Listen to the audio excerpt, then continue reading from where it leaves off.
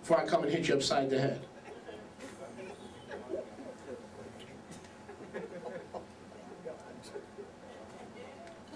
When you're betrayed, you're not going to be betrayed by Regis Philbin or Kathy Lee Gifford. It'll be by mom or dad or your spouse. Yeshua said it. Unless we are greater than anyone who ever lived. If we have flesh and blood, or your fiance. What happens if your fiance betrays you? You're engaged and you caught her in bed with another guy. Now what are you going to do? And it is because you won't go to nightclubs, and you won't do the things you used to do, and you won't partake of the activities you used to partake, and now she's betrayed you. Because of who you are. You carry his name, you carry his anointing, you washed and you're covered in his blood. If you were like them, they love you. If you were like them. If you were worldly and carnal like them, they love you. But I'll be dead before I do that. Baruch Hashem Yahweh. Now go back to Moshe 13:12. Children will rise up against parents. The only way they can do that is in rebellion. And put them to death. Now you may think, well, that doesn't always happen. That's true. But guess what? You can kill a parent emotionally. Through betrayal. I don't want your Elohim. I don't want your friends. I don't want that kosher food. I don't want your music. I don't want anything to do with you or your life. So a child that rises up in rebellion can put a parent to death, not just physically, but also emotionally. And all the parent's done is, you name it, they've done it. But the parent also can deliver the child. It works both ways. That's why usually when things like this happen, this betrayal, this emotion of betrayal is so encumbering. We'll talk about it in a second. Are you with me? Let's recap for those of you who have just woken up. Number one, betrayal is a spirit that hates your walk and your faith. Number two, it comes through close ones, relatives, always accompanied by an unhealthy dose of I love you, sweetheart, and you really hate me, sweetheart, but in family, but always comes with duplicity. Number three is betrayal always comes with, betrayal usually manifests, or always manifests actually, in the absence of a proud. In the absence of a proud. Because everybody would see what kind of an evil, weird character they are behind closed doors, so then they need the cover of darkness to operate in hatred and bitterness. That's why when we feel betrayed, it's so wicked, because nobody else sees it. You know that your relatives betrayed you, right? You know that, right? Hello? Have you ever been betrayed? Has anyone in this room ever been betrayed? So you know they betrayed you, but nobody else sees it. You're the only one that sees it. Because when that spirit comes to the light, the lipstick is on, the eyelashes are on, and oh, I love everybody. I love you. I love you. Can I pat your face? I love you. So can I touch your face?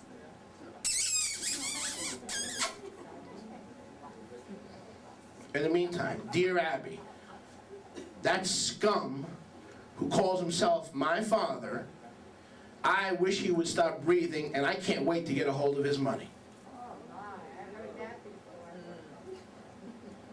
But when they come over for dinner and eat your bread, so that betrayal is manifested through duplicity and away from the multitudes. So most of the time, the devil's got you all tied up, right? You see that person for who they really are, and nobody else can see it. So they start thinking, you've done something wrong. Because the only time they take the mask off is when you're around and you're isolated with them. But as soon as they get around other people, the mask comes on and nobody can see it. So therefore, you get blamed. Yes, that's right.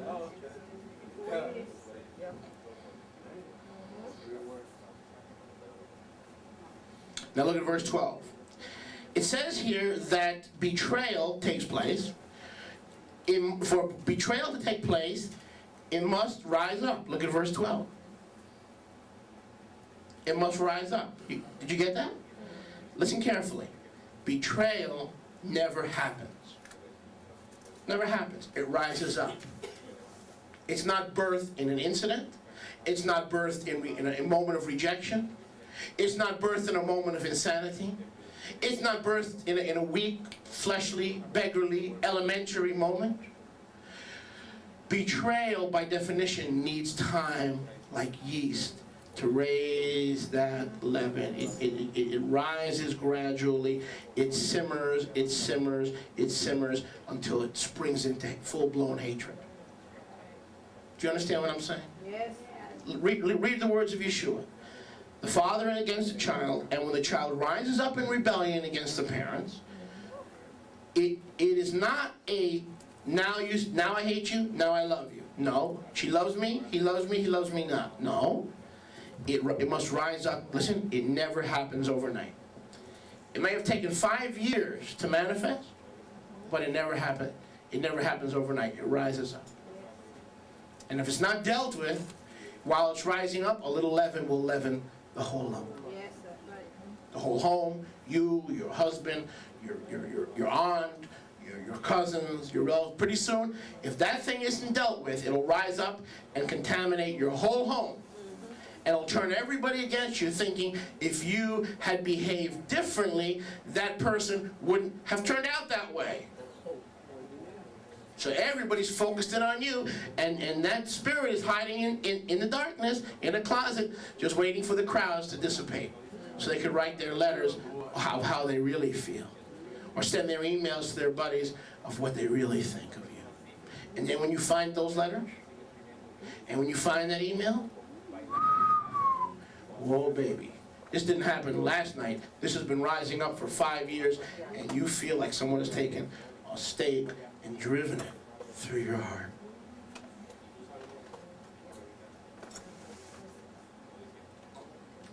So that betrayal rises up.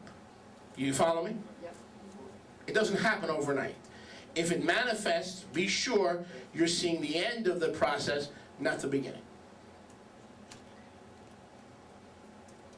Now, usually there are signs, but you've got to catch those signs. Okay, so Yeshua said that children would rise up against parents and put them to death, both physically, but certainly that can happen emotionally as well. Mark 14:11. Marcia 14:11. I think we touched on this. And when they heard it, they were glad. They promised to give him silver. He was seeking how to deliver Yeshua up conveniently. Okay, listen carefully. Betrayal rises up, never happens suddenly. Betrayal seeks a time to manifest, usually when? When it is what? The crowds have gone home. The crowds are not there. It can just reveal itself one-on-one. But notice the end of verse 11.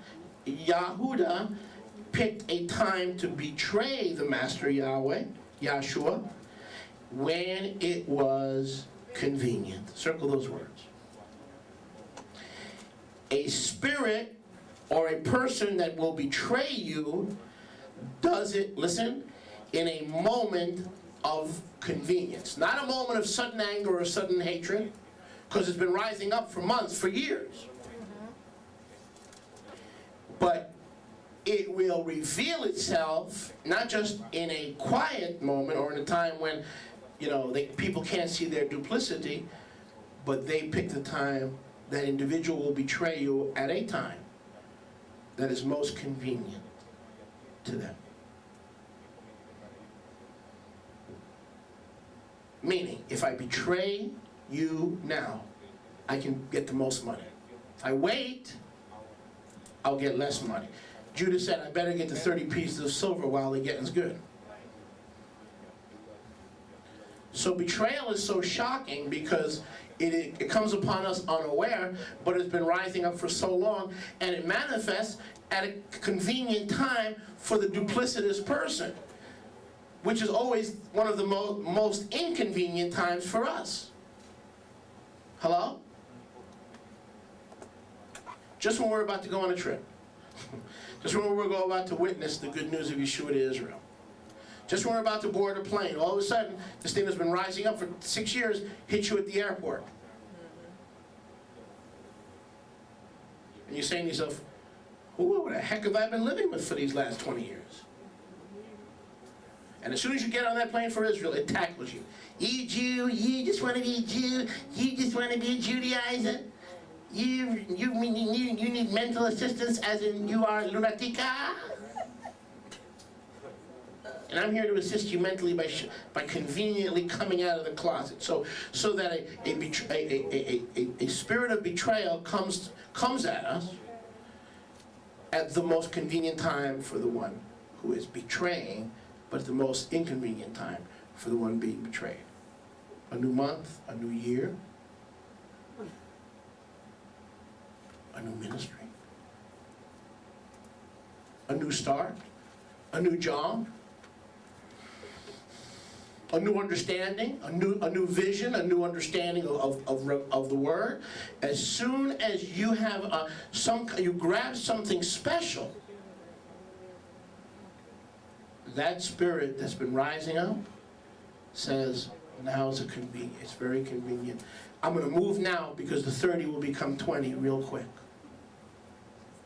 I'm going to move now because I can, if I move now and I reveal myself now, I can get a home, 2 cars, and I can be taken care of for 6 months. If I don't move now, I won't be able to get anything.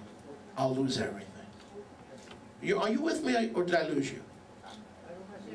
So a spirit that manifests itself to you in order for you to feel betrayed. Those demons that have been ordained to betray you, are we on? Those demons they will manifest when it's convenient, meaning it's the most beneficial for them.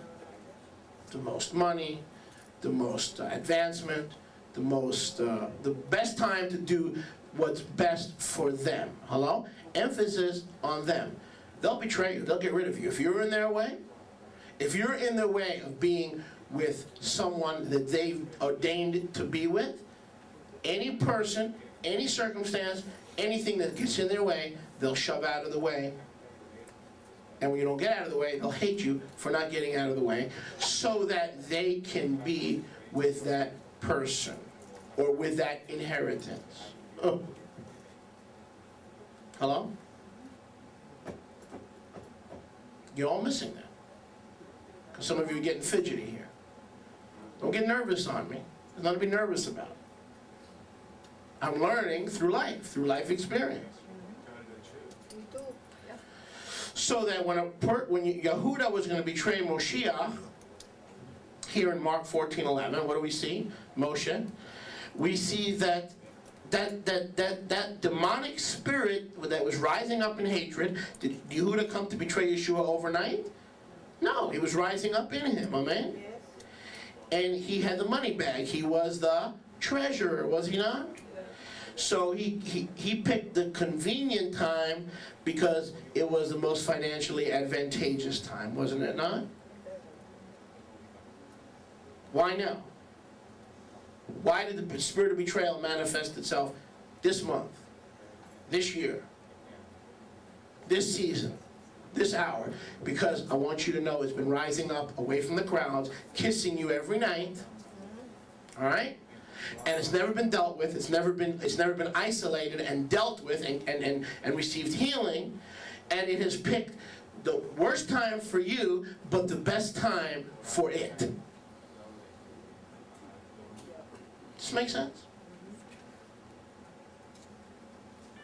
Meaning, if I manifested what's in my heart a year and a half ago, I had no way to do what I'm planning to do.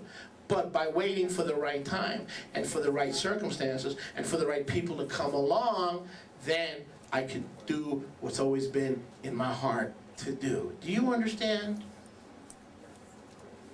I can't manifest, I can't betray you alone, but if I can get some help, I can betray you.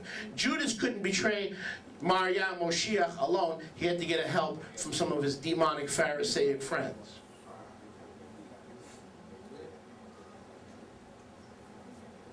I'll say that again.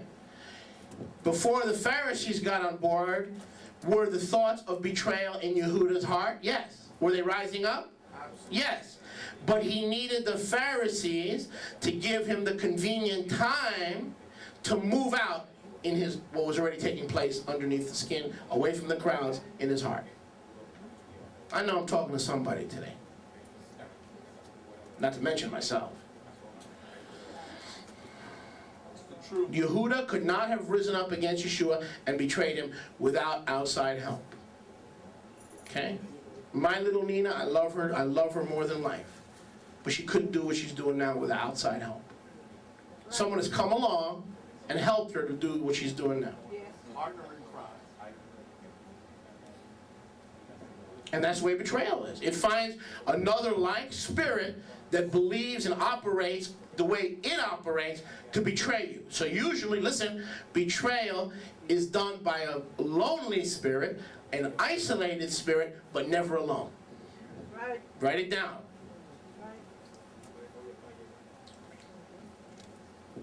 Betrayal is often by a lonely, vengeful spirit, but it never moves out alone. It usually looks for some kind of assistance like Yehuda had with the Prushim. Make sense? In other words, I'm going to get to, I hate Mrs. Blank.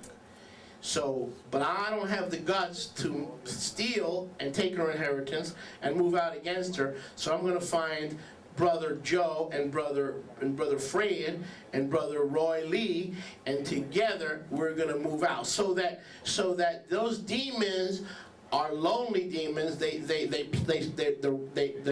betrayal rises up in their hearts when they are what?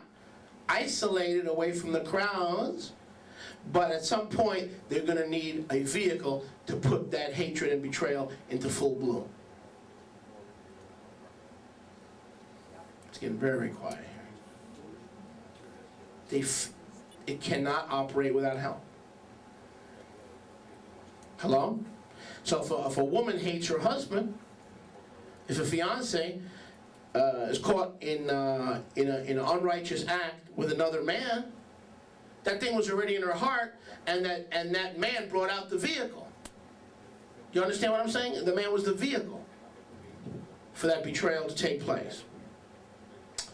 It picks, look, go back to verse 11. It picks a convenient time to deliver you. And boy, you feel like you've been delivered to the demons. That's what betrayal's all about. It's not just, he didn't return my call. Or it's not just, they don't love me anymore. It's, oh crap, I've been delivered. I've been delivered to the doors of darkness and the gates of Hades and the valley of Gehenna. This is not a joke. Yes. You feel like you've literally been delivered. Yes. That's what it means to be betrayed.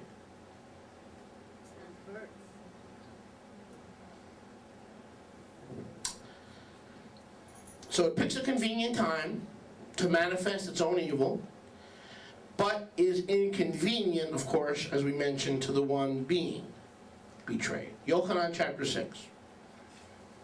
Yochanan chapter 6. And then I'll give you the answer in one verse, how to overcome all this. One verse. Yochanan 6:64. And again, by definition, the Pharisees could not betray Yeshua without someone who shared his bread. Did Yehuda share his pillow? Of course he did. Where Yeshua slept, Yehuda slept. Hello? Where Yeshua ate, Yehuda ate. Where Yeshua traveled, Yehuda traveled. He was betrayed by the mishpacha of 12. You cannot be betrayed by an acquaintance. Hello? It's an inside job. Hello? You cannot be betrayed by an acquaintance. This is beyond a loss of friendship. This is you've been delivered to Satan by someone in your own home, in your own residence, in your own family, in your own dwellings, in your own house. And that's why it feels so bad that you want to scream. Because you've literally been delivered to the gates of hell.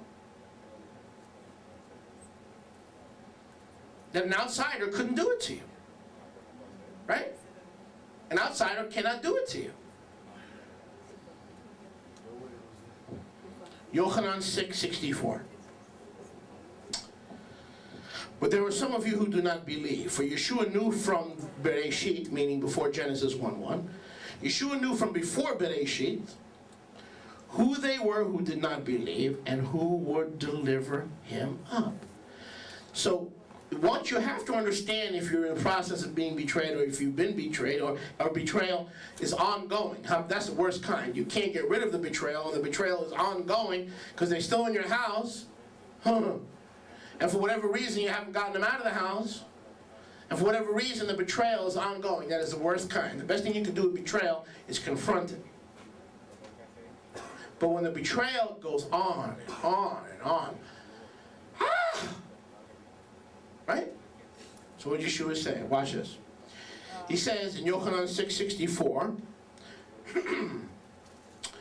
he knew from the beginning those who did not believe in him and his Torah, and he knew those who would deliver him up. What's another way to say deliver him up? Betray him. So relax. Yeshua knew before you were betrayed when and who would betray you. Come on. That person picked a convenient time for themselves, but Yeshua knew before the person was born. Before that person was born, Yeshua knew who, when, and how. Yeshua knew beforehand those who didn't believe. And you can't believe in the truth and betray another brother who's walking in the light as he is in the light, so we can have fellowship one with another, and the blood of Yeshua HaMashiach can cleanse us from all sin.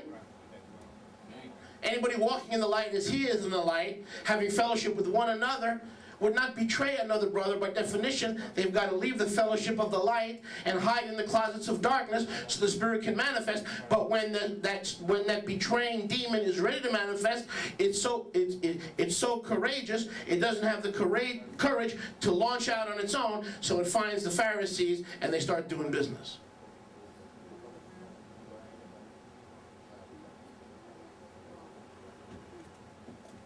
Isn't it interesting? A lonely, isolated, miserable spirit, demonic, oppressive spirit, that's duplicitous in public, that feeds off isolated hatred and behind closed doors loathing of another individual, needs other people to launch out. Isn't that interesting? You find that ironic? Someone else's money, someone else's car to betray you, someone else's drugs to betray you, someone else's food, someone else's shelter, someone else's clothes. In other words, that spirit is so dark that it can't even launch out on its own. It's got to find, and then it'll do it at a time that is convenient for them. Yeshua said, relax. Anyone who delivers you up and betrays you, A, I knew ahead of time. B, guess what? They don't believe. Anybody that can betray you because you believe and because you walk in the light doesn't believe. And Yeshua said, I know beforehand those who will deliver me up and deliver you up because they don't believe. Point simple, point blank, it's there. As a man thinketh in his heart, so is he. You're not going to betray a child of Yahweh who's seeking to please Yahweh unless you yourself are in darkness.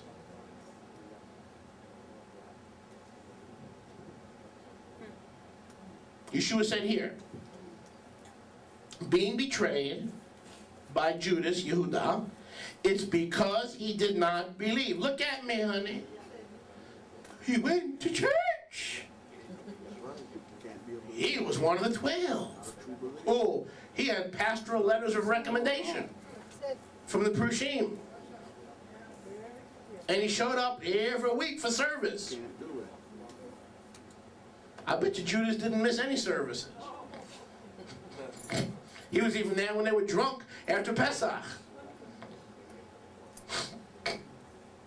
But see, Yeshua knew out of the 12, he knew which one, A, wouldn't believe, and B, rise up to betray him. Judas didn't get saved and betray the Lord. No. That thing was rising up.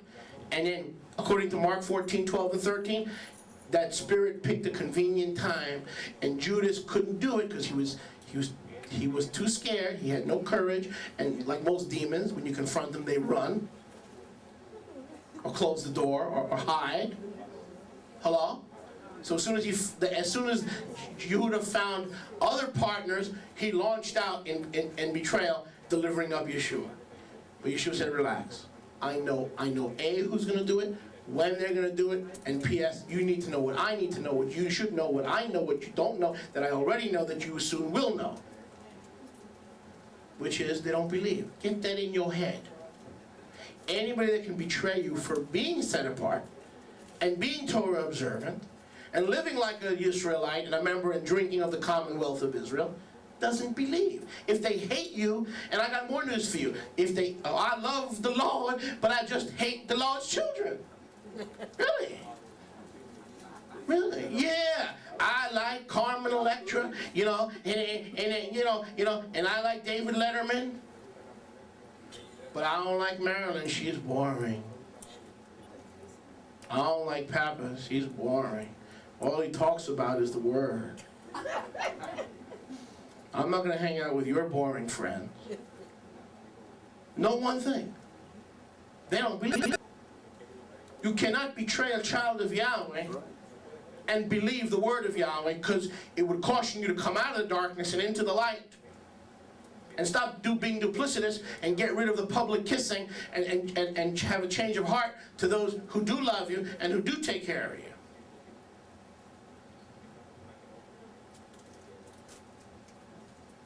Yeshua said a betrayal takes place to the child of Yahweh because they don't believe. Well, I don't receive that, Rabbi. I want you to know that my son went to church when he was 8 years